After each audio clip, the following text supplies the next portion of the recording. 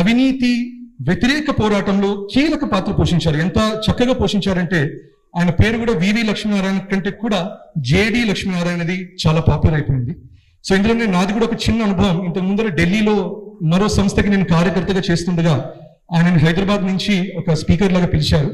ఆయన flight ticket లో పాపం జేడి లక్ష్మీనారాయణ అని రాసేశారు. సో ఆయనకి సెక్యూరిటీ, ఆయన తర్వాత అప్పట్లో చెప్పారు, సెక్యూరిటీ వాళ్ళు కూడా చూశారు, కానీ ఆయన గుర్తించడం వల్ల అలౌ చేశారు. కానీ వాళ్ళు పాయింట్ అవుట్ చేశారు, అయ్యో వీధి బదులు జేడీ పడింది కదండి అని. సో అంతగా ఆయన నిస్వార్థ సేవాభావంతో ఆదర్శంగా నిలిచి మనందరికీ ఎంతో ప్రజలందరికీ కూడా ఒక ఆదర్శంగా నిలిచినటువంటి వివి లక్ష్మీనారాయణ గారికి మనం ఆహ్వానిద్దాం. ఈరోజు ఈ కార్యక్రమానికి విచ్చేసిన పెద్దలందరికీ, ముఖ్యంగా వేదిక మీద ఆసీనులైన శ్యామ్ ప్రసాద్ గారు, జస్టిస్ నరసింహారెడ్డి గారు, హనుమాన్ చౌదరి గారు, వేదిక ముందున్న ఎంతో మంది పెద్దలు, ఈరోజు గోపాలరావు ఠాకూర్ గారి స్మారక సమితి ఆధ్వర్యంలో వక్ఫ్ చట్టం, దాని పరిణామాల గురించి మాట్లాడే అవకాశాన్ని నాకు ఇచ్చినందుకు వారికి కృతజ్ఞతలు తెలియజేసుకుంటూ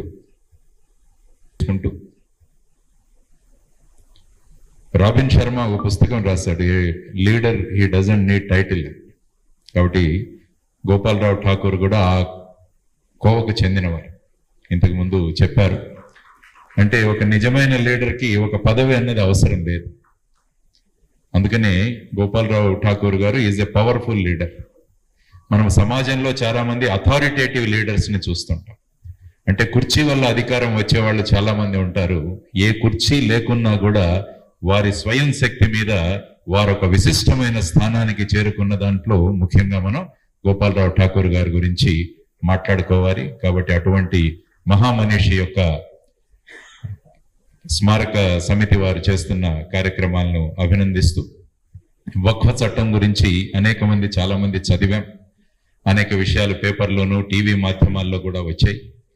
కాబట్టి నాకు తెలిసిన కొన్ని విషయాలు, ఈ వక్ఫ్ అన్నది ఎలా మొదలైంది, ఆ తర్వాత భారతదేశంలోకి ఎలా వచ్చింది, ఆ తర్వాత ప్రస్తుత పరిస్థితి ఏ విధంగా ఉంది, ఈ చట్టం తీసుకురావడం వల్ల ఏ విధమైన మార్పులు రాబోతున్నాయి, రేపు ఈ చట్టానికి ఏదన్నా సుప్రీంకోర్టులో మళ్ళా దీనికి ఛాలెంజ్ ఉంటుందా అన్న కొన్ని విషయాలు మీ ముందు ఉంచే ప్రయత్నం నేను చేస్తాను. వక్ఫ్ అన్న పదం అరబిక్ శబ్దమైన వఖాఫ్ అన్న పదం నుంచి రావడం జరిగింది. మొదట అరబ్ దేశాల నుంచి వచ్చింది. ఆ తర్వాత ఎవరైనా తనకున్న ఆస్తిని కానీ ప్రాపర్టీని కానీ సమాజానికి తర్వాత ఆ కార్యక్రమాలకి వినియోగించడానికి ఎవరైనా దాన్ని చారిటీగా ఇవ్వచ్చు. దాన్ని వక్ఫ్ ప్రాపర్టీ అంటారు. జనరల్గా అప్పుడు ఆ కాలంలో మస్జిదులకు, తర్వాత మదర్సాలకు, తర్వాత గ్రేవ్ యార్డ్స్ శ్మశాన భూములకు, తర్వాత సంక్షేమానికి వీటికి ఉపయోగించేవారు. తర్వాత ఈ వక్ఫ్ ప్రాపర్టీని ఎప్పుడు కూడా అమ్మే ప్రసక్తి లేదు, సేల్ అన్నది ఉండదు. అంటే ఏమవుతుందంటే ఎవరైతే వ్యక్తి వక్ఫ్ ఇవ్వాలనుకుంటాడో అతన్ని వాకిఫ్ అంటారు. వాకిఫ్ అన్న వ్యక్తి తనకున్న ప్రాపర్టీని వక్ఫ్కి ఇస్తాడు.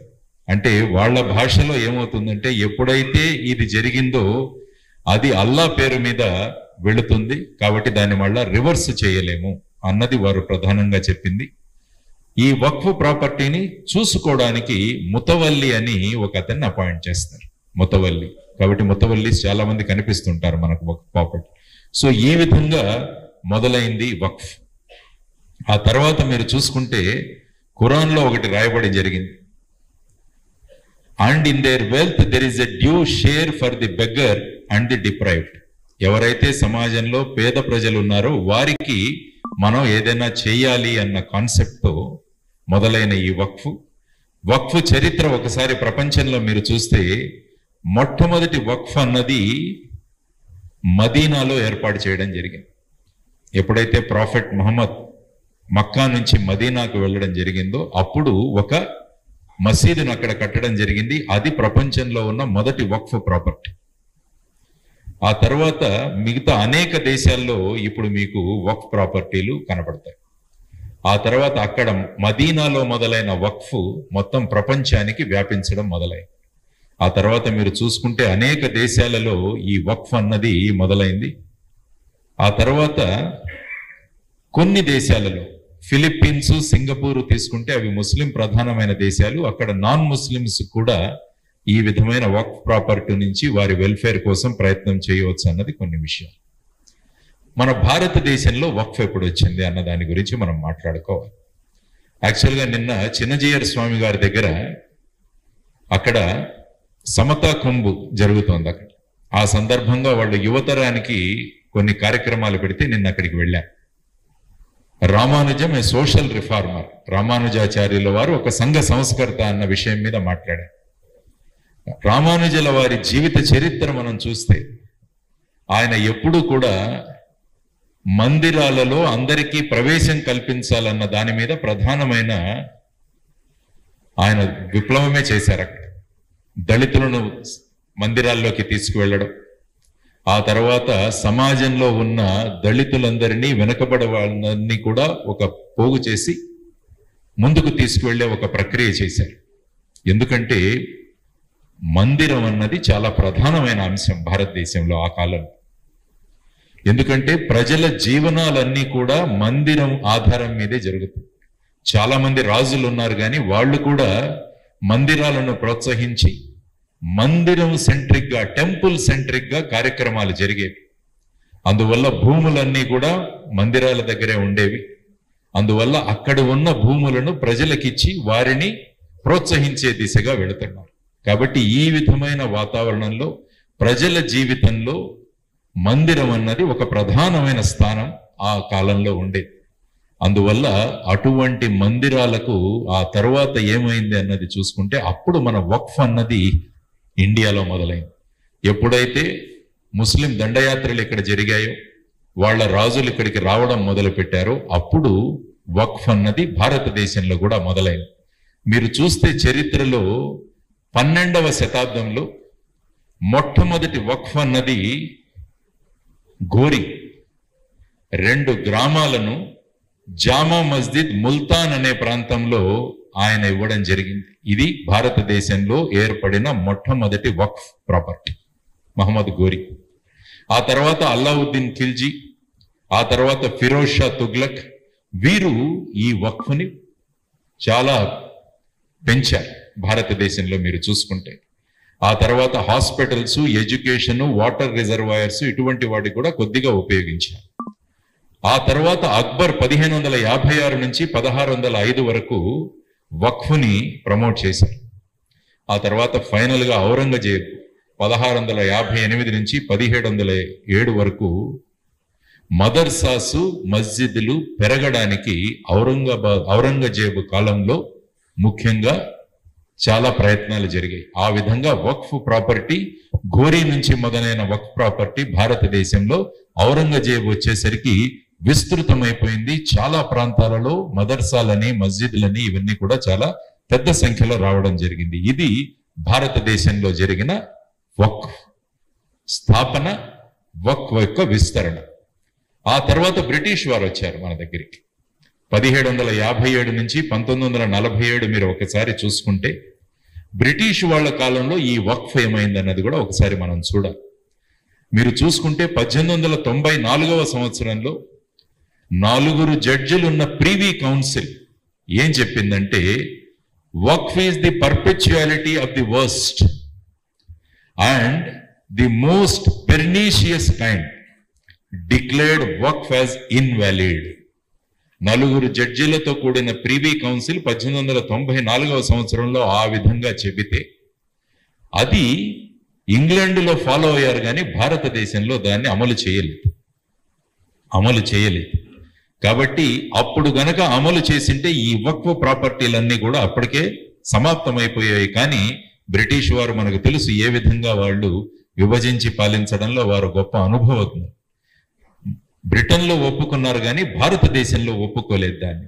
దానికి తోడు వాళ్ళు 1913వ సంవత్సరంలో ముసల్మాన్ వక్ఫ్ వ్యాలిడేటింగ్ యాక్ట్ అన్నది ఒకటి తీసుకొచ్చారు.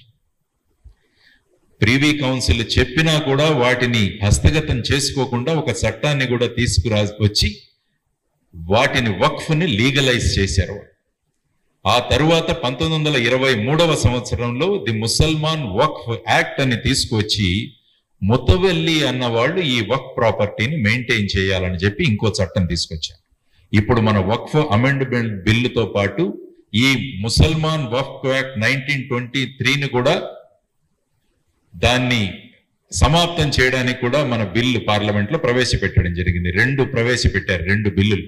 ఒకటి వచ్చేసి వక్ఫ్ అమెండ్మెంట్ బిల్లు 2024, ఇంకొకటి వచ్చేసి the Mussalman Waqf Act Repeal Bill అన్నది కూడా 2 ఉన్నాయి. కాబట్టి ఈ విధంగా బ్రిటిష్ వారి కాలంలో మనకు ఈ విధమైన వక్ఫ్ పరిస్థితి ఉంది. ఆ తర్వాత భారతదేశానికి స్వాతంత్రం రావడం, 1950 సంవత్సరంలో మనం రాజ్యాంగాన్ని ఇంప్లిమెంట్ చేయడం, ఒక రిపబ్లిక్ గా మారడం. మరి రాజ్యాంగంలో ఎటువంటి ప్రొవిజన్స్ ఉన్నాయన్నది కూడా మనకు తెలియాలి. అంటే మైనారిటీలకు వీరికి ఏ విధమైన ఆర్టికల్స్ ఉన్నాయంటే అందులో 4 ఉన్నాయి. ఒకటి ఆర్టికల్ 25, 26, 29, 30. అంటే రేపు చర్చ ఏం జరుగుతుందంటే ఈ బిల్లు పాస్ అయిన తరువాత, ఒక చట్టంగా మారిన తరువాత కొంతమంది మళ్ళా సుప్రీంకోర్టుకు ఈ చట్టాన్ని తీసుకువెళ్ళి ఈ చట్టం ఈ 4 రాజ్యాంగంలో ఉన్న నిబంధనలు ఆర్టికల్స్ ఏవైతే ఉన్నాయో వాటికి వ్యతిరేకంగా ఉంది కాబట్టి ఈ చట్టాన్ని మీరు తీసివేయండి, ఇది చెల్లదు అన్న ప్రయత్నాలు కూడా జరుగుతున్నాయి. కాబట్టి మనకు ఈ 4 ఆర్టికల్స్ ఏవైతే ఉన్నాయో మీరు చూసుకుంటే freedom of conscience and freedom of profession. Article 26 తీసుకుంటే freedom to manage religious affairs. Article 29 protection of interest of minority to protect their language, script and culture. Final గా ఆర్టికల్ 30లో right of minorities to establish and administer educational institutions. కాబట్టి మేము వక్ఫ్ భూమిలో మేము ఒక మదర్సా తెరిచాం, వక్ఫ్ భూమిలో మేము ఒక కాలేజీ పెట్టాం. మరి ఆర్టికల్ 30 ప్రకారం మాకు ఈ విధమైన హక్కు ఉంది. మరి ఇప్పుడు గనక ఈ చట్టాన్ని మీరు మారిస్తే ఏమవుతుంది అన్న విధానాలు కూడా తీసుకొచ్చే అవకాశం ఉంటుంది. సో ఈ విధమైన పార్శ్వభూమి మనకు తెలిసి ఉండాలని చెప్పేసి దీన్ని మీకు పరిచయం చేస్తుంది.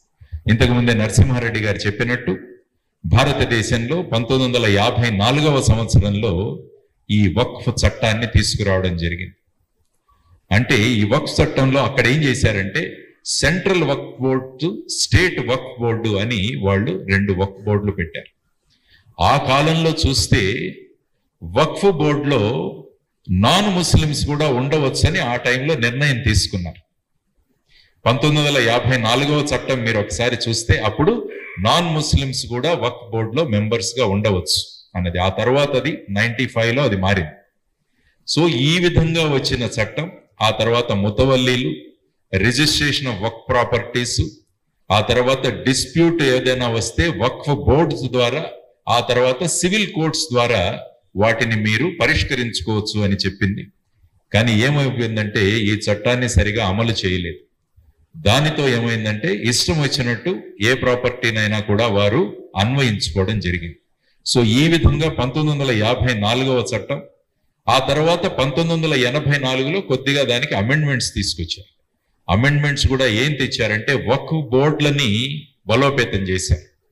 ఆ తర్వాత సెంట్రల్ వక్ఫ్ కౌన్సిల్ అని ఒక నేషనల్ లెవెల్లో ఒక మానిటరింగ్ సంస్థను ఏర్పాటు చేశారు. తర్వాత వక్ఫ్ బోర్డులకి చర్యలు తీసుకునేటట్టు కూడా చేశారు. కానీ చాలా రాష్ట్రాలు ఈ ప్రొవిజన్స్ ఏవైతే ఉన్నాయో వాటిని సరిగా ఇంప్లిమెంట్ చేయలేదు. విపరీతమైన ఎన్క్రోచ్మెంట్స్ కూడా జరిగాయి ఆ సమయంలో. ఆ తర్వాత ముస్లిం కమ్యూనిటీ కూడా ఈ వక్ఫ్ అమెండ్మెంట్ యాక్ట్కి విరుద్ధంగా వెళ్ళారు.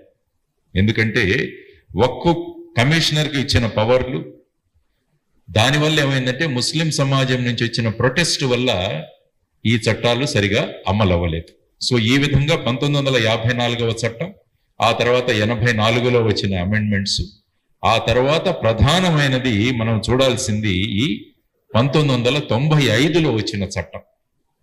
ఇంతకుముందు వారు చెప్పారు ఏ బ్యాక్గ్రౌండ్ లో ఈ చట్టం తీసుకురాబడింది, ఏ బ్యాక్గ్రౌండ్ లో ఈ చట్టం యొక్క సవరణ జరిగింది అని చెప్పారు. 1992వ సంవత్సరంలో జరిగిన సంఘటనలు, ఆ తరువాత ఆ సమాజంలో మొదలైన అసంతృప్తి, వీటన్నిటికీ కూడా ఎక్కడో ఒక చోట ఒక సాఫ్ట్ కార్నర్ తో ముందుకు వెళుతున్నామన్న ధోరణిలో ఈ 1995లో ఈ వక్ఫ్ చట్టం తీసుకురావడం జరిగింది. దాంట్లో సెంట్రల్ వక్ఫ్ కౌన్సిల్ 1964లో పెట్టింది, దానికి యూనియన్ మినిస్టర్ని చైర్మన్ గా చేశారు. తర్వాత వక్ఫ్ ట్రిబ్యునల్స్ ని తీసుకొచ్చారు. అంటే ఇంతకుముందు 1954లో సివిల్ కోర్టులకు మీరు వెళ్ళొచ్చు, కానీ కోర్టు యొక్క ప్రమేయం పక్కకు తిప్పించి దాంట్లో ట్రిబ్యునల్స్ అన్నవి తీసుకురావడం జరిగింది. The board members were mandatory to be from Muslim community. అది ఈ చట్టంలో మార్పు తీసుకురావడం జరిగింది. అందుకనే మీరు ఇప్పుడు 24వ అమెండ్మెంట్ లో చూసినా కూడా అందులో నాన్ ముస్లిమ్స్ ని కూడా మెంబర్స్ చేయాలనేది ప్రధానమైన వన్ ఆఫ్ ది అమెండ్మెంట్. 54లో ఉండింది, కానీ 95లో దాన్ని తీసివేశారు. అది ఒకటి. తర్వాత రకరకాలుగా వాటిలో మార్పులు జరిగాయి. తర్వాత ఒక ఫుల్ టైం ముస్లిం చీఫ్ ఎగ్జిక్యూటివ్ ఆఫీసర్ ని ఏర్పాటు చేయడం జరిగింది. అంటే 1995లో ఏ విధంగా అపీజ్మెంట్ పాలసీలో వచ్చిందో ఆ విధంగా ఒక ముస్లిం చీఫ్ ఎగ్జిక్యూటివ్ ఆఫీసర్ ని తీసుకురావడం జరిగింది. తర్వాత వక్ఫ్ ట్రిబ్యునల్స్ అన్నవి ఆల్మోస్ట్ సివిల్ కోర్ట్స్ లాగా వారికి అధికారాలు ఇవ్వడం జరిగింది. ఆ తర్వాత properties donated by non Muslims for certain Waqf purposes fall under Waqf legislation.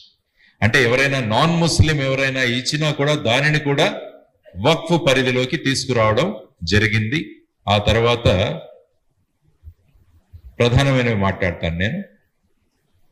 తర్వాత ఎవాక్యూ ప్రాపర్టీస్ అని కొన్ని ఉంటాయి మీకు, ఇది కూడా ఒక విషయం. ఎవాక్యూ ప్రాపర్టీస్ ఇందులో అడ్వకేట్స్ మీ అందరికీ తెలిసి ఉంటుంది. అంటే ఎవరైతే భారతదేశాన్ని వదిలి వెళ్ళిపోయారో వాళ్ళ ప్రాపర్టీస్ ఇక్కడ ఉంటాయి. ఆ ప్రాపర్టీస్ ని ఎవాక్యూ ప్రాపర్టీస్ అంటాం. ఈ చట్టం ద్వారా ఏం చేశారంటే ఎవాక్యూ ప్రాపర్టీస్ కూడా వక్ఫ్ ప్రాపర్టీస్ అయిపోతాయని చెప్పేసి అందులో ఒక ఇది చేయడం జరిగింది.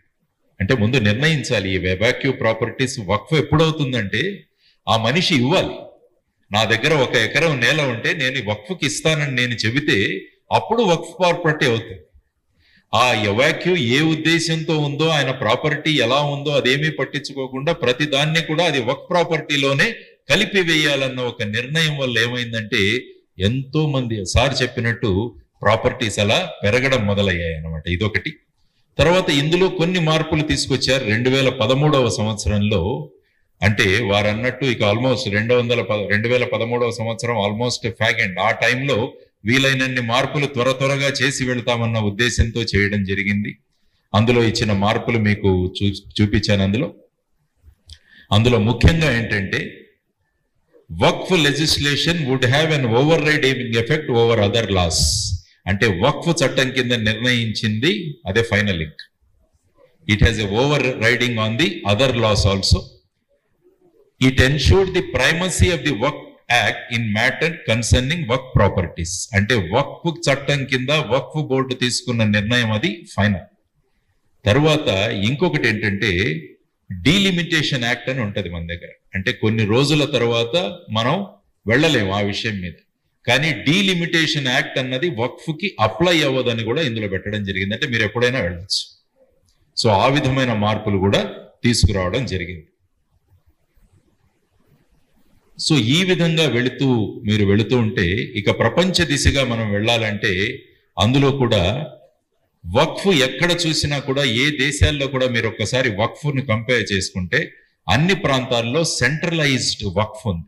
ఏ దేశం చూసినా మీరు ఆ లిస్ట్ ఇచ్చాను నేను. అందులో మెనీ ముస్లిం కంట్రీస్, టర్కీలో కావచ్చు, లేకుంటే కువైట్లో కావచ్చు, సిరియాలో కావచ్చు, ఇండోనేషియాలో కావచ్చు, సింగపూర్లో కూడా కావచ్చు, వీటన్నిటిలో కూడా సెంట్రలైజ్డ్ వక్ఫ్.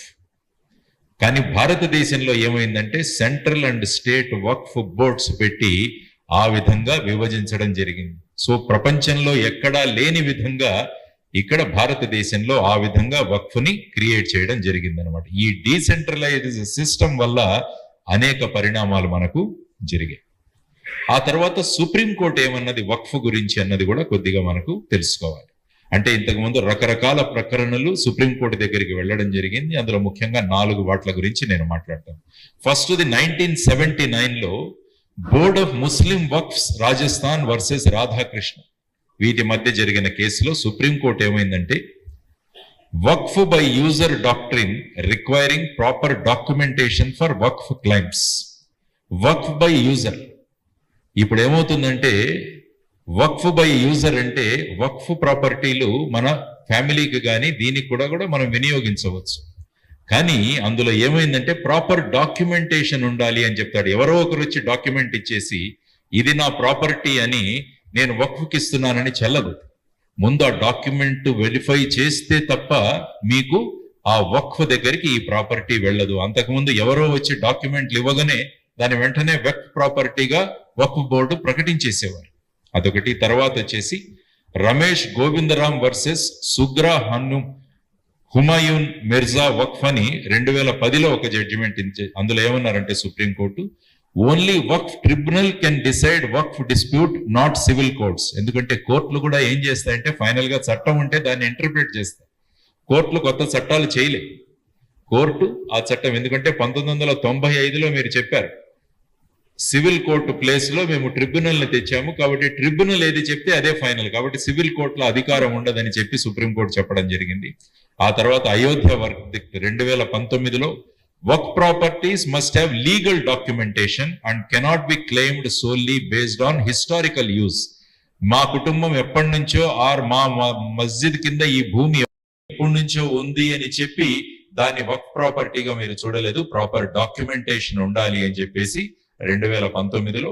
ఆ తర్వాత ఫైనల్ గా 2021లో స్టేట్ గవర్నమెంట్ కర్ణాటకలో to protect work lands from illegal encroachments. చాలా చోట్ల ఏమైందంటే స్టేట్ గవర్నమెంట్స్ లో వర్క్ ల్యాండ్స్ అన్ని కూడా ఎన్క్రోచ్ అయిపోయాయి. కాబట్టి ఈ వర్క్ బోర్డు వాళ్ళు కళ్ళు మూసుకోవడం వల్ల అనేక ప్రాపర్టీస్ అవి ఎన్క్రోచ్ అయిపోయాయి. కాబట్టి సుప్రీంకోర్టు డైరెక్ట్ చేసింది కర్ణాటక గవర్నమెంట్ కి ఈ ఎన్క్రోచ్మెంట్స్ ఆపండి అని చెప్పేసి. కాబట్టి ఈ విధంగా సుప్రీంకోర్టు ముందు ఒక 4 సందర్భాలలో ఇంపార్టెంట్ అయినవి. కాబట్టి మరి ఇప్పుడు ఈ చట్టాన్ని తీసుకురావడానికి ప్రధానమైన కారణం ఏంటి అన్నది చూడవచ్చు. ఎందుకంటే మనం 95లో ఉన్న చట్టం సరిగా లేదు, దాన్ని మార్చాల్సిన అవసరం ఉందని చెప్పి ఇప్పుడు మనం అమెండ్మెంట్ తెస్తున్నాం. కాబట్టి మేజర్ ఇష్యూస్ ఏంటి అని మీరు పరిశీలిస్తే limited diversity in constitution of work board and central work council. ఎందుకంటే అక్కడ ఒకే మతానికి చెందిన వాళ్ళు ఉండడం వల్ల ఆ పరిణామాలు వేరుగా ఉంటున్నాయి. కాబట్టి ఇది వన్ ఆఫ్ ది ఫ్యాక్టర్స్. తర్వాత ముతవల్లీస్ ఎవరైతే ఉన్నారో వాళ్ళు ప్రాపర్ అకౌంట్స్ ఏవి మెయింటైన్ చేయకపోవడం వల్ల ఇది కూడా పెద్ద విఘాతానికి దారి తీస్తుంది. కాబట్టి అదొకటి. తర్వాత issues of removal of encroachment, registration and declaration of title of వర్క్ ప్రాపర్టీస్. ఇది కూడా పెద్ద సమస్య. టైటిల్స్ ఉండవు, ఏమీ ఉండవు, అయినా కూడా ఆ భూమి మా దగ్గర ఉందన్నది ఒకటి జరుగుతోంది. అదొక ప్రధానమైన కారణం. Sweeping powers to Waqf boards for claiming properties resulting in disputes and litigation. అంటే వక్ఫ్ బోర్డ్ వచ్చేసి ఇది మా ప్రాపర్టీ అంటే అది ప్రాపర్టీ. సో ఈ విధంగా ఈ అంధా కానూన్ అంట. కాబట్టి ఆ విధంగా జరగడం తప్పు, అదొక point. Non applicability of limitation act resulting in creating disharmony among communities. Limitation act ఉంటే ఏమవుతుందంటే ఒక కాలానికి మీరు ఆ కాలం తర్వాత మీరు దానికి అప్లై చేసుకోలేదు. కానీ ఈ లిమిటేషన్ యాక్ట్ అన్నది తీసేయడం వల్ల ఎప్పుడో వచ్చి ఎప్పుడో ఉన్న ప్రాపర్టీని మా ప్రాపర్టీ అని క్లెయిమ్ చేసేది, అది కూడా పెద్ద issue. Law and negligible income from work properties. ఇంత వర్క్ ప్రాపర్టీస్ ఉంటే ఇన్కమ్ ఏమీ లేదు అందులోంచి. కాబట్టి దీన్ని రెగ్యులేట్ చేయాలి అన్నది ఒకటి ప్రధానమైన అంశం. తర్వాత మెయిన్ గా ఇర్రివోకబిలిటీ ఆఫ్ వర్క్ properties. The principle of once a waqf always waqf అన్నది ఒక title. Once a waqf always waqf అన్నది ఈ 95 యాక్ట్ ప్రధానంగా చెబుతుంది. అంటే డిస్ప్యూట్స్ మొదలయ్యాయి, క్లెయిమ్స్ మొదలయ్యాయి. అందువల్ల మీరు బేట్ ద్వారకా తీసుకున్నా కూడా, ఇప్పుడు నేను తర్వాత 4 ఇంపార్టెంట్ దీనికి వస్తాను భారతదేశం. అందులో బేట్ ద్వారకలో కూడా 2 ఐలాండ్స్ ఏవైతే ఉన్నాయో, ద్వీపాలు ఏవైతే ఉన్నాయో అది కూడా వక్ఫ్ మా ప్రాపర్టీ అంటారు. ఆ జడ్జి గారు అన్నారు బేట్ ద్వారకలో ఉన్నవి మీకు ఎలా చెందుతాయి అని ఆయన మాట్లాడారు. కాబట్టి ఇటువంటి పరిణామాలు దేశంలో ఉండడం వల్ల ఈ చట్టంలో మార్పులు రావాలి అన్నది ప్రధానమైన ఉద్దేశం. ఇవన్నీ నేను ఎందుకు చెబుతున్నానంటే రేపు మీరు ఎక్కడైనా చర్చ జరిగినప్పుడు ఎందుకు ఈ చట్టంలో మార్పు రావాలన్న దాన్ని మెసేజ్ని మనం తీసుకువెళ్ళగలిగితే ప్రజల్లో కూడా కన్విన్సింగ్ అవుతారు, వాళ్ళు కూడా ఇది అవసరమే అన్నది వస్తాను. ఆ తర్వాత నేను వస్తాను కంప్లైంట్స్ ఎన్ని ఉన్నాయి. యాక్చువల్ గా వక్ఫ్ బోర్డు మీద మాక్సిమం కంప్లైంట్స్ ముస్లిం కమ్యూనిటీ నుంచే వచ్చాయి. అది కూడా స్టాటిస్టిక్స్ చెప్తాను మీకు. సో ఈ విధమైన పరిస్థితులలో ఈ చట్టాన్ని మార్పు చేయాలి అన్నది వచ్చింది. తర్వాత ఇంకొకటి litigation and mismanagement. The waqf act 95 and its 2033 amendments have been criticized for inefficacy, leading to issues like encroachment, mismanagement, ownership disputes and delays. వక్ఫ్ బోర్డుకి అధికారం ఇవ్వడం వల్ల వాళ్ళను ప్రశ్నించే వాళ్ళు ఎవరు లేరు. దాంతో ఏం జరిగినా కూడా వక్ఫ్ బోర్డు కళ్ళు మూసుకొని ఎన్క్రోచ్మెంట్స్ కి అలౌ చేస్తూనే ఉంది. కాబట్టి ఇదొక ఇష్యూ. No judicial oversight. ఎందుకంటే ట్రిబ్యునల్ డెసిషన్స్ ఏవైతే వచ్చాయో అంతకుముందు సివిల్ కోర్టుకు వెళ్లే అవకాశం ఉండేది. కానీ ఈ ట్రిబ్యునల్స్ రావడం వల్ల ఇక మీరు కోర్టు కూడా వెళ్ళలేరు. సో ఆ విధమైన పరిస్థితులలో కూడా ఏమవుతుందంటే మేము ఏం చేసినా కూడా మాదే రాజ్యం. Once property is work, it is a work property అన్నది. తర్వాత సర్వే వర్క్ గురించి కూడా సార్ చెప్పారు. వక్ఫ్ ప్రాపర్టీని సాధారణంగా సర్వే కమిషనర్లు ఉంటారు, వారు వెళ్ళి సర్వేలు చేయాలి. కానీ వారు కూడా వారికి సంబంధించిన వాళ్ళు ఉండడం వల్ల ఇది సరిగా జరగట్లేదని ఇప్పుడు మన అమెండ్మెంట్ లో సర్వే కమిషనర్లు కాదు, దీన్ని డిస్ట్రిక్ట్ కలెక్టర్స్ కి ఇవ్వాలి అని చెప్పేసి ఈ చట్టంలో ఇప్పుడు ఒక మార్పు మనం ప్రపోజ్ చేసాం. కాబట్టి ఈ విధమైన అంధాదొందుగా జరుగుతున్న ఈ చట్టాన్ని మనం మార్చాలి. దానిలో మిస్యూజ్, ఇందాకే సెక్షన్ 40 గురించి చెప్పారు. స్టేట్ వర్క్ boards have misused some of the provisions of the act which created disharmony and discontent. Section 40 of the Waqf Act was widely misused to acquire and declare a property as Waqf property. Section 40 మీరు ఒకసారి చదివితే 95 అందులో వక్ఫ్ board నిర్ణయిస్తే అధిక వక్ఫ్ property. దాన్ని చాలా state వక్ఫ్ బోర్డులు అన్నవి misuse చేశాయి అన్నది. తర్వాత constitutional validity. Waqf Act is a special act for religious properties of only one religion of the country when no such law exists for any other religion. ఒక్క మతం కోసమే ఇది ఉంది, మిగతా మతాలకు లేదు. కాబట్టి ఇది కాన్స్టిట్యూషనల్ వ్యాలిడిటీ ఎలా అవుతుంది? రైట్ టు ఈక్వాలిటీ అందరికీ ఉండాలి కదా, మరి వీరికే ఎందుకు ఉందని ఢిల్లీ హైకోర్టులో ఒక పబ్లిక్ ఇంట్రెస్ట్ లిటిగేషన్ కూడా జరుగుతుంది. సో ఈ బ్యాక్గ్రౌండ్ లో ఈ విధంగా ఉన్న వాటన్నింటినీ సుసూత్రీకరణ చేయాలంటే దీనిలో మార్పులు రావాలి అని చెప్పేసి ఈ అమెండ్మెంట్స్ తీసుకురావడం జరిగింది. తర్వాత మిస్యూజ్ ఆఫ్ వక్ఫ్ యాక్ట్ మీరు చూసుకుంటే ఒక పేపర్ లో వచ్చిన దీన్ని నేను పెట్టాను. RTA reply reveals AAP government has given 101 crores to the Delhi Waqf Board since 2015. Unauthorized construction in Waqf property going to galore need monitoring అని ఢిల్లీ హైకోర్టు చెప్పింది. ఇంతకు ముందు మాట్లాడినట్టు మీకు ఆ ఏవీలో వచ్చింది. In Tamil Nadu Waqf board claims ownership of an entire village in which there is a temple to. కాబట్టి ఒక గ్రామం మొత్తం వక్ఫ్ ప్రాపర్టీ అని చెప్పి తమిళనాడులో జరుగుతోంది. సో ఇటువంటి పరిస్థితుల్లో ఈ మార్పులు రావాలి. ఇంతకుముందు చెప్పినట్టు లాంగ్ పెండింగ్ ఇష్యూస్ ఏవైతే ఉన్నాయి దేశంలో, ఇప్పుడు వరకు ట్రిబ్యునల్స్ దగ్గర 40,951 కేసులు పెండింగ్ ఉన్నాయి వక్ఫ్ బోర్డుల మీద. వాటిలో 9,942 cases are filed by Muslims against the institution managing Waqf. Moreover, there is inordinate delay in disposal of cases. చాలా డిలే జరుగుతోంది. సో ఆ డిలే జరగకుండా ఉండడానికి మార్పులు అవసరం. ఆ తర్వాత ఇప్పుడే మాట్లాడుకున్నాం తిరుచెంతురల్ విలేజ్ తమిళనాడు, ఇప్పుడే 2-3 కూడా మాట్లాడారు మీకు. అందులో వాళ్ళు మొత్తం గ్రామాన్నే మాది అని చెప్పారు. రెండవది వచ్చేసి బెంగళూరు ఈద్గా గ్రౌండ్. ఇది ఒక పెద్ద ఇష్యూ జరుగుతుంది మొత్తం కర్ణాటకలో. బెంగళూరులో ఉన్న ఈద్గా గ్రౌండ్ ఏదైతే ఉందో వాళ్ళ దగ్గర ఎటువంటి టైటిల్ లేవు. అది వాళ్ళు ఏం చెప్తున్నారంటే 1850 నుంచి ఇది వక్ఫ్ ప్రాపర్టీ అన్నది వాళ్ళు వాదిస్తున్నారు. అంటే ఎటువంటి పేపర్లు లేకున్నా కూడా బెంగళూరులో ఉన్న ఈద్గా గ్రౌండ్ గురించి డిస్ప్యూట్ జరుగుతూనే ఉంది. ఆ తర్వాత Surat municipal corporation case, Surat municipal office తీసుకున్నా కూడా అది కూడా వక్ఫ్ ప్రాపర్టీ అని వాళ్ళు చెబుతున్నారు. ఇదొక కేసు పెండింగ్. తర్వాత బేట్ ద్వారకా యొక్క 2 ఐలాండ్స్, బేట్ ద్వారకా చూసింటారు మీరు చాలా మంది, నేను కూడా వెళ్ళాను. అక్కడ 2 ద్వీపాలు కూడా వక్ఫ్ బోర్డే అంటున్నారు. వక్ఫ్ board had written in an application to Gujarat High Court staking claim on the ownership of 2 lands in Bet Dwarka in Devabhumi Dwarka. A perplexed High Court judge refused to hear the application and asked the board to revise its petition, wondering how can WAF stake a claim on island in Krishnanagari. కృష్ణనగరిలో ఉన్న దాన్ని మీరు ఎలా claim చేస్తారని ఆ judge అడిగారు. మీరు మార్చండి దీన్ని అని కూడా చెప్పారు. తర్వాత ఫైనల్ గా సూరత్ లో ఉన్న ఒక శివశక్తి సొసైటీ దాంట్లో కూడా ఉన్న case.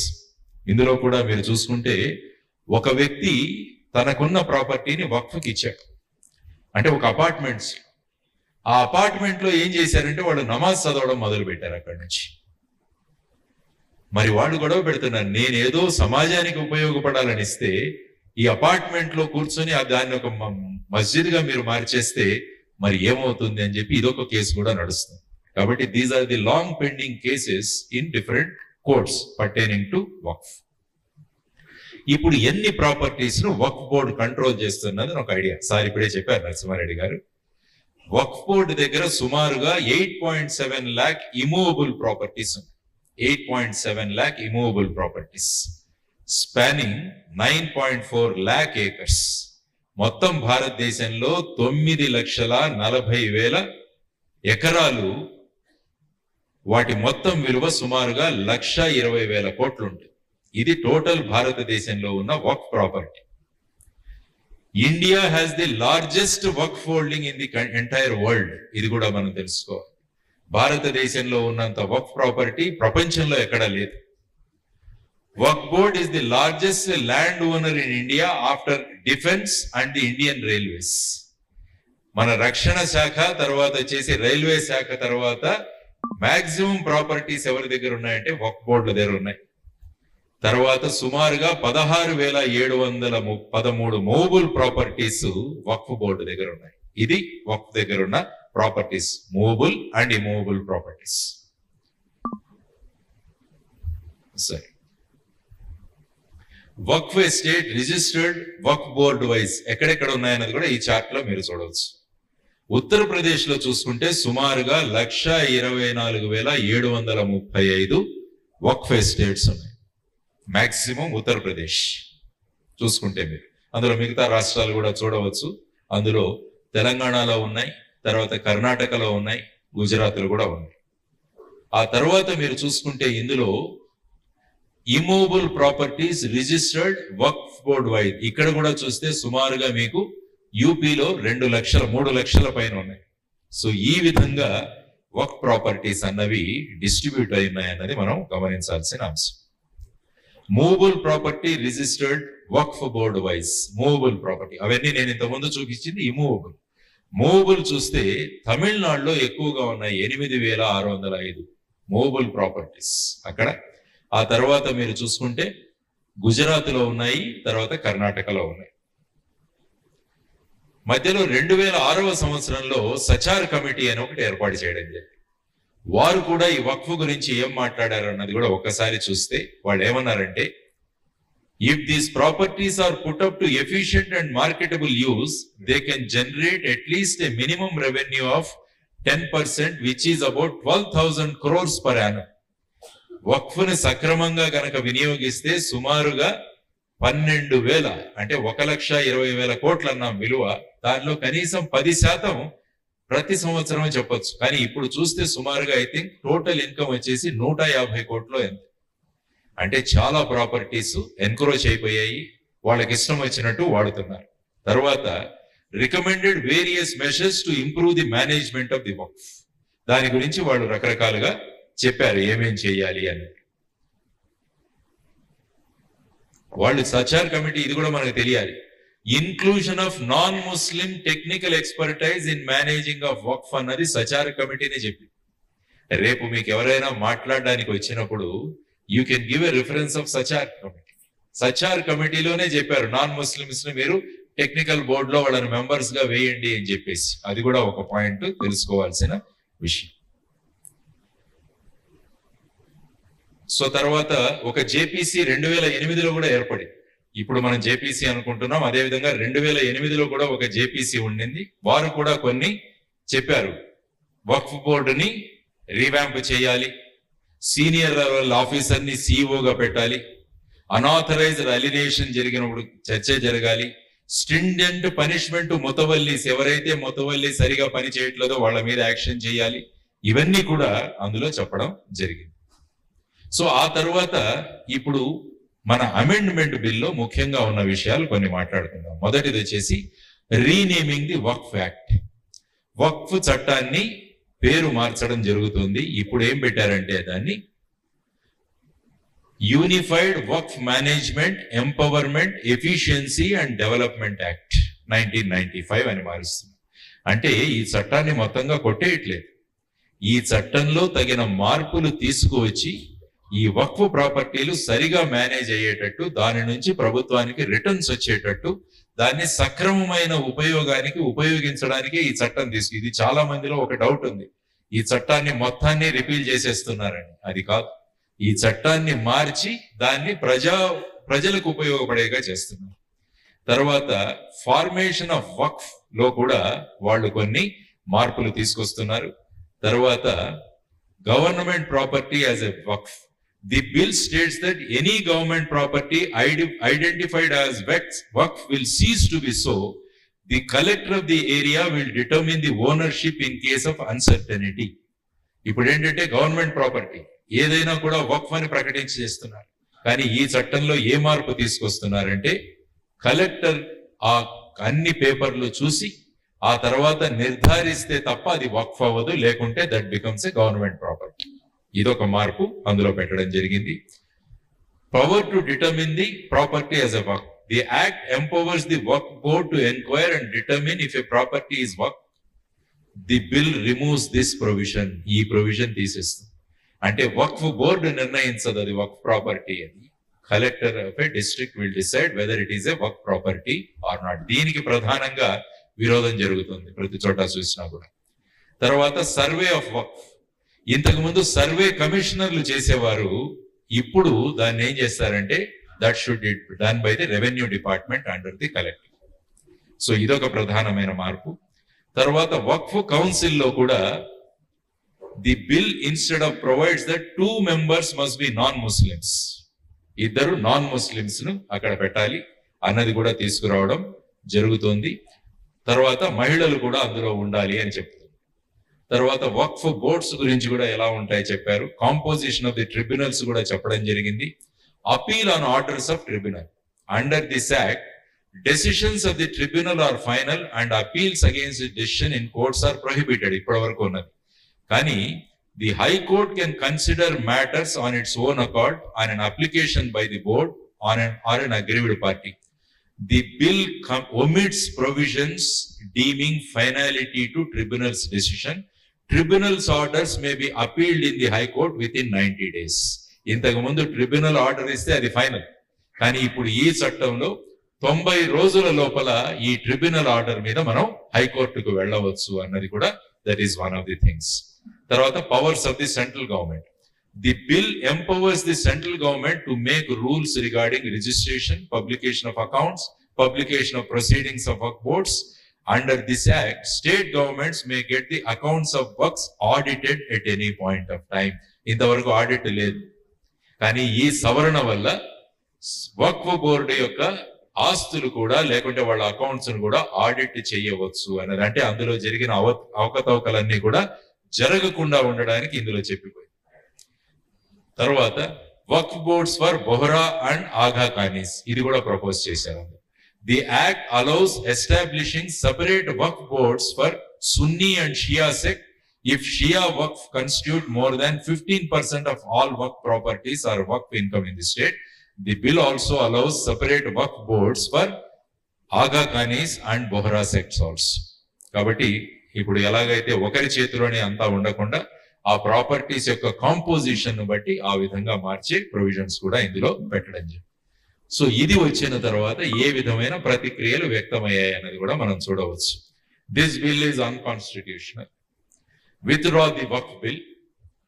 Dayanidhi calls Waqf bill land grabbing exercise. So ఇది రకరకాల పొలిటికల్ పార్టీల వాళ్ళు ఈ సవరణలు చేసిన వాళ్ళ నినాదాలు. So this is what Kiren Rijiju గారు చెప్తారు. Bill removes powers of Waqf board. Yes, Waqf board కాదు, అందులో non Muslims and women also on the board అని వారు చెప్పడం జరిగింది. సరే, ఇవి కూడా మనం చూడాలి. ఇతను member of all India Muslim personal law board. ఆయన ఏమంటారంటే, the amendment is part of the process that keeps on happening. From time to time amends have been made in the Waqf at earlier also. It should be taken care of that the dignity of the work should not be harmed. It is the need of the hour to do amendment and there should be no politics over it. There should be a discussion on it. What did Asaduddin Owaisi or other opposition leaders say when amendments were made during the previous governments? The opposition should not protest against everything. There should be a discussion on it rather than politics. So, ఇది కూడా మీరు ఉపయోగించవచ్చు. So there are people who are supporting this అన్నది కూడా మనకు తెలియాలి. ఇంకొక ఆయన మన్సూర్ ఖాన్ అనే ఆయన national president of the Sufi Islamic board. ఆయన ఏమంటాడంటే, we gave a few suggestions to the Waqf board in the wake of the manner in which Waqf board has been misused the land for the last 70 years. Our primary suggestion was that it should be taken out of the minority ministry and brought under the home ministry so that all the encroachments can be removed, and if something misuse happens, the home ministry can intervene directly, file cases and prosecute. The bill states that it would come under collector. There is no issue. Things will be better than before. అని అంటున్నారు. కాబట్టి we need to have such type of material. రేపు ఎక్కడైనా arguments చేసినప్పుడు కూడా ఇవన్నీ కూడా మనకు హ్యాండీగా వస్తాయి అన్నమాట. సో బిల్ ఎప్పుడు కూడా మీరు ఆబ్జెక్టివ్ గా అనలైజ్ చేయండి. Don't go by passions. Always మన దగ్గర కూడా ఆర్గ్యూ చేయడానికి పాయింట్స్ ఉండాలన్న దానికి మీకు ఈ విషయం నేను చెప్పాను. ఫైనల్ గా జాయింట్ పార్లమెంటరీ కమిటీ మన జగదాంబిక పాల్ గారి అండర్ లో డెలిబరేషన్స్ అయ్యాయి. వారు సుమారుగా 14 అమెండ్మెంట్స్ అని చేశారు. ఫైనల్ రిపోర్ట్ January 25 సబ్మిట్ చేశారు. మీకు కావాలంటే నెట్ లో కంప్లీట్ 468 పేజెస్ రిపోర్ట్ మీకు దొరుకుతుంది జాయింట్. అందులో టోటల్ హిస్టరీ ఉంది వక్ఫ్ గురించి మొత్తం. ఆ తర్వాత న్యూట్రల్ అనాలిసిస్ చేస్తే ఎలా ఉంటుంది అన్నది కూడా ఒకటి పెట్టారు. ప్రోస్ ఆఫ్ ది బిల్ ఏంటంటే, more transparency in Waqf property management వస్తుంది ఈ బిల్ వస్తే. Prevention of disputes over unauthorized claims. Better legal clarity and ownership. These are the pros. Cons ఏంటంటే, risk of excessive government control over religious properties. Tarvata potential violation of minority rights under Article 29. Concerns over religious autonomy under Article 25 and 26. So ee vishayalu kuda levanettavachchu annadi manam telusukovali. Now final slide nadidi. What are the conflicts with constitutional provisions? Ye discussion రావచ్చు అన్నది ఒక విషయం. మీరు article 25 తీసుకుంటే ఏమంటుందంటే, article 25 right to freedom of religion అంటే. Conflict ఎక్కడ వస్తుందంటే, removing the Waqf by user could restrict religious freedom. అంటే నేను వక్ఫ్ ఓనర్ని, దాన్ని వక్ఫ్ గా మాట్లాడుకుంటాను, దాన్ని ఈ చట్టం తీసేసే ప్రయత్నం చేస్తుందని అంటారు. కాబట్టి గవర్నమెంట్ ఏమంటుందంటే, it AIIMS to prevent land disputes and illegal claims. కాబట్టి అది ఏం కాదంటారు. రెండవది article 26 freedom to manage religious affairs. Allowing non Muslim members on Waqf board could interfere with community autonomy. ఇది ఒక పాయింట్ లేవనే ఉంటుంది. అంటే వక్ఫ్ బోర్డ్ లో నాన్ ముస్లిం ని ఏర్పాటు చేయడం వల్ల వాళ్ళు అంటున్నది ఏంటంటే, మరి తిరుపతి బోర్డులో మీరు హిందూ ముస్లింస్ ను తీసుకుంటారా అన్న ఒక క్వశ్చన్ ఒకటి రేజ్ చేస్తుంది. సో అలాంటి ఇష్యూస్ వచ్చే అవకాశం ఉంటుంది మీకు. కాబట్టి కానీ గవర్నమెంట్ ఏమంటుందంటే, ఇట్ ఇంక్రీజెస్ ట్రాన్స్పరెన్సీ అండ్ ఇన్క్లూజివిటీ. అందరినీ మనం చేసుకోవాలి, అందరూ కలిస్తేనే ఒక నిర్ణయం ఉంటుంది అన్న దాని గురించి చెప్తారు. ఆర్టికల్ 29 కి వర్క్ properties fund minority educational institutions and increased state control could limit their autonomy. ఎప్పుడైతే మైనారిటీస్ మేము ఎడ్యుకేషనల్ ఇన్స్టిట్యూషన్స్ ఈ వక్ఫ్ ద్వారా నడుపుకుంటుంటే ఈ చట్టం ద్వారా అంత ఫ్రీడమ్ మాకు ఉండదు, కాబట్టి ఆర్టికల్ 29 ఎఫెక్ట్ అవ్వచ్చు అని వాళ్ళ వాదన. ఫైనల్ గా ఆర్టికల్ 14 రైట్ టు ఈక్వాలిటీ.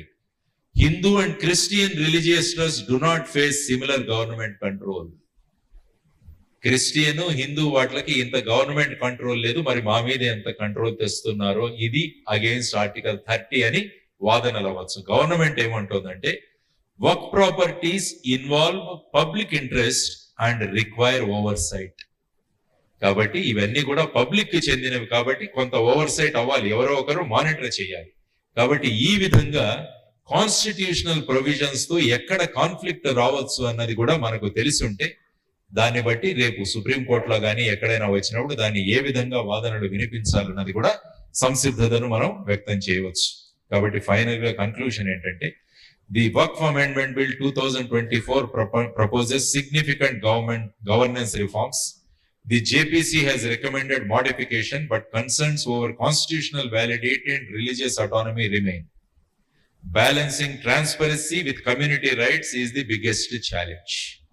కాబట్టి ఎందుకంటే మీరు చూసుకుంటే ఫర్ ఎగ్జాంపుల్ కొలీజియం గురించి కూడా ప్రభుత్వం చట్టం చేసి కానీ ఫైనల్ గా దాన్ని సుప్రీంకోర్టు కొట్టేసి. కాబట్టి ఈ విధమైన పరిస్థితులలో ఈ విధమైన మార్పులతో ఫైనల్ గా ఈ చట్టం వచ్చిన తర్వాత పాస్ అయిన తర్వాత ఏ విధంగా ఫైనాలిటీ సుప్రీంకోర్టు అల్టిమేట్ గా సుప్రీంకోర్టు కూడా దాన్ని ఇది ఇవ్వాలి. సుప్రీంకోర్టులో ఏమవుతుంది అన్నది కూడా ఒక చర్చ జరుగుతుంది. కాబట్టి దాని గురించి మనం తెలుసుకోవాలి. కాబట్టి థ్యాంక్ యూ వెరీ మచ్.